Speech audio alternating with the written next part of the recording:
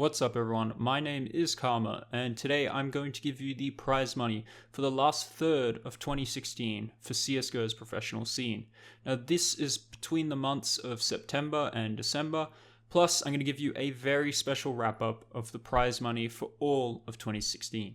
So let's make this short and sweet. I have some basic rules for this video for a team's prize money to be counted. So firstly, they must have a majority of players stay within the team, which started off the year. And if a majority of players then return to the roster, then I start counting the money again. So this is the situation of Godsent and Fnatic. They switched players with Crims and Lekr0.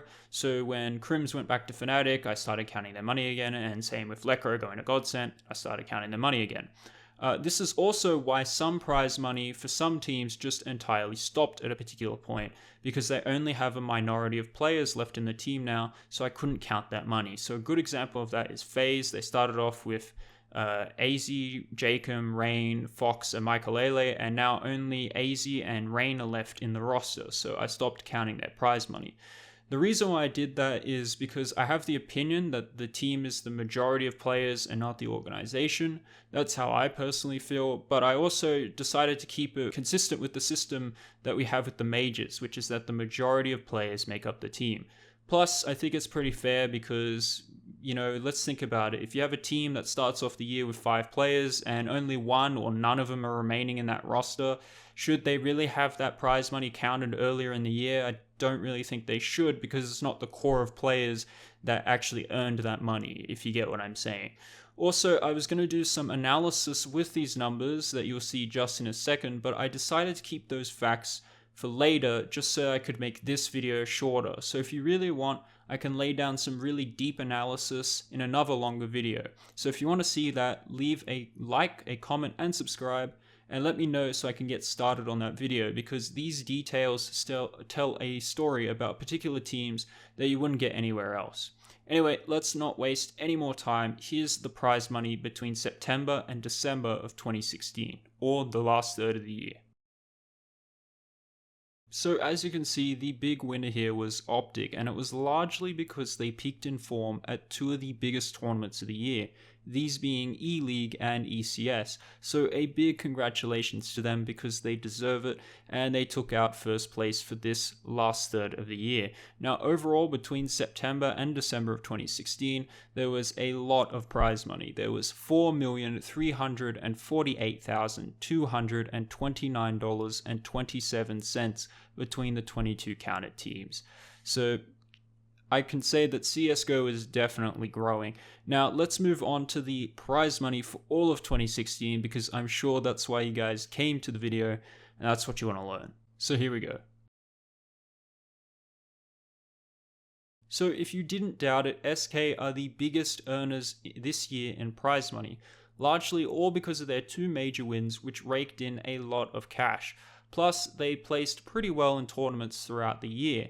VP is much the same, except they came in second with no major wins, and although they started off the year quite weak, especially in online leagues like ESL Pro League, they managed to find some form and place well within the majority of tournaments and even win a couple, leaving Astralis as a solid third, and it's all thanks to their first title win at ECS Season 2, and again consistently placing either 5th or 6th at big tournaments or 4th and 3rd. And interestingly enough, thanks to winning 1 season of E-League, Optic managed to get all the way up to 4th place for the entire year, showing that ECS and E-League are definitely the tournaments to win if you want to be considered a high roller. But majors are no slouch either to have victory in, and they still give you quite a lot of cash, as we have seen with the case of SK.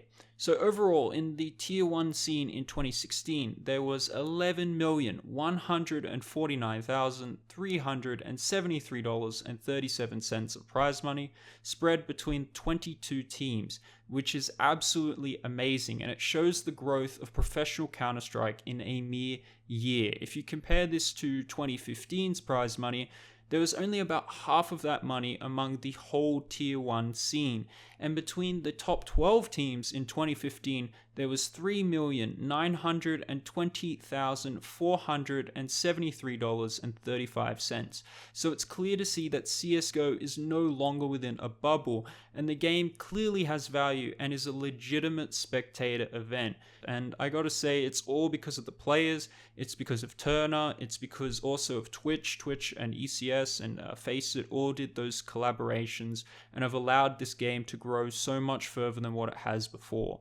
So all I could say is, guys, congratulations if you're a viewer, because you are supporting this esport, and it's absolutely crucial that you guys are doing that. Mind you, I did not count all the prize money earned this year either, so we might have actually passed the 12 million mark, but that's for another video, and that's mainly because I didn't actually count, money if you weren't in the majority of players still for a team. But I mean, that's it for this video. Like I said earlier, I have a ton more info on this subject and can explain a lot of things in detail if need be. So drop a comment saying you want to see a more in-depth video on this subject so I can see the demand. If you have a question, I can answer that too in the comments or in another video as part of like a Q&A. Subscribe if you haven't already so I can keep making videos like this and keep informing the public, and also so you can get updates on any further videos that I do on this subject. And best of all, thanks for watching, guys. I really appreciate it. You took time out of your day, and that's something that, me as a content creator really does appreciate, because you guys are what is important. So thanks once again.